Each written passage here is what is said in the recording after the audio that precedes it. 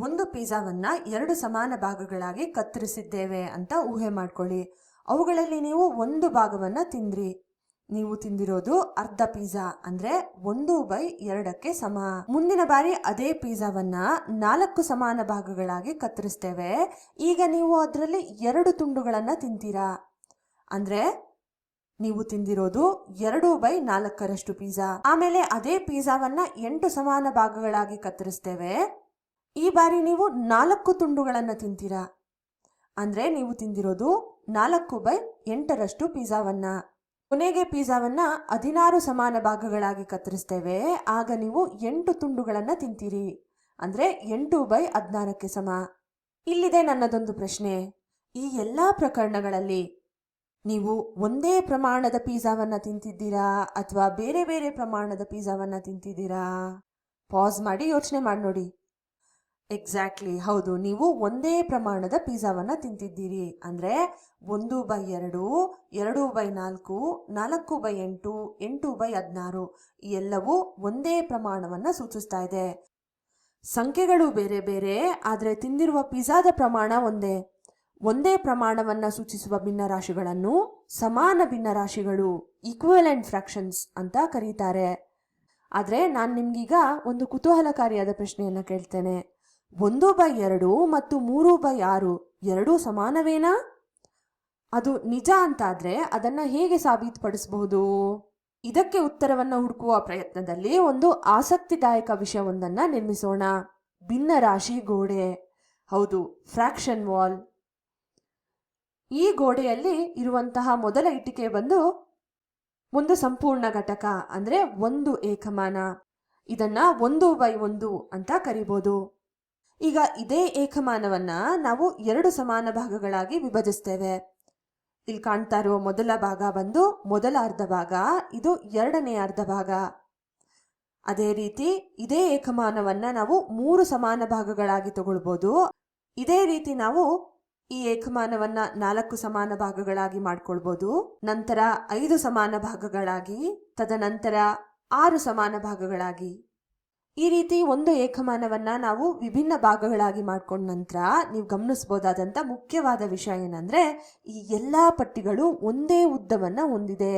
ಅಂದ್ರೆ ಒಂದೇ ಏಕಮಾನವನ್ನ ನಾವು ವಿಭಿನ್ನ ರೀತಿಯಲ್ಲಿ ವಿಭಜನೆ ಮಾಡಿದ್ದು. ಈ ಎಲ್ಲಾ ಪಟ್ಟಿಗಳು ಒಂದೇ ಉದ್ದವನ್ನ ಹೊಂದಿವೆ, ಕೇವಲ ವಿಭಿನ್ನವಾಗಿ ವಿಂಗಡಿಸಲಾಗಿದೆ ಅಷ್ಟೇ.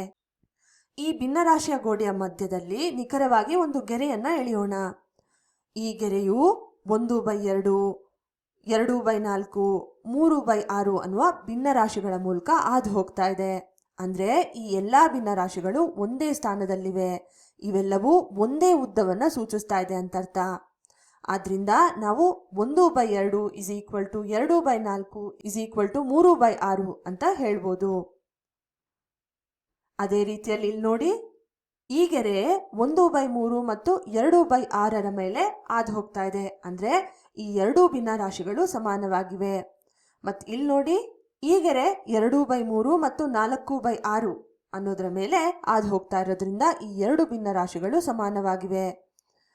ಈ ರೀತಿ ಭಿನ್ನರಾಶಿ ಗೋಡೆ ನಮಗೆ ಯಾವ ಭಿನ್ನರಾಶಿಗಳು ಸಮಾನವಾಗಿವೆ ಎಂಬುದನ್ನ ಕೇವಲ ಊಹಿಸೋದಷ್ಟೇ ಅಲ್ಲ, ಅದನ್ನ ಸ್ಪಷ್ಟವಾಗಿ ನೋಡಲು ಸಹಾಯ ಮಾಡುತ್ತೆ.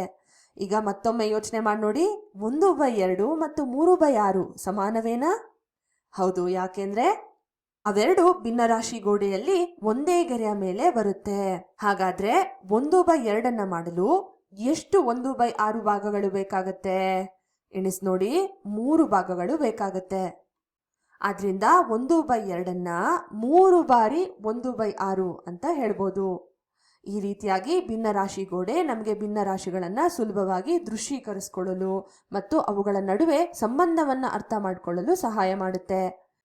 ಈಗ ಮತ್ತೊಂದು ನೈಜ ಜೀವನದ ಉದಾಹರಣೆಯೊಂದನ್ನ ನೋಡೋಣ. 2 ಚಾಕ್ಲೇಟ್ಗಳನ್ನ 5 ಮಕ್ಕಳ ನಡುವೆ ಸಮಾನವಾಗಿ ಹಂಚಲಾಗಿದೆ ಅಂತ ಊಹೆ ಮಾಡ್ಕೊಳ್ಳಿ. ಆಗ ಪ್ರತಿಯೊಬ್ಬ ಮಗುಗೂ ಸಿಗೋದು ಬಂದು 2/5ರಷ್ಟು ಚಾಕ್ಲೇಟ್. ಅಂದ್ರೆ ಪ್ರತಿಯೊಬ್ಬರ ಪಾಲು 2/5.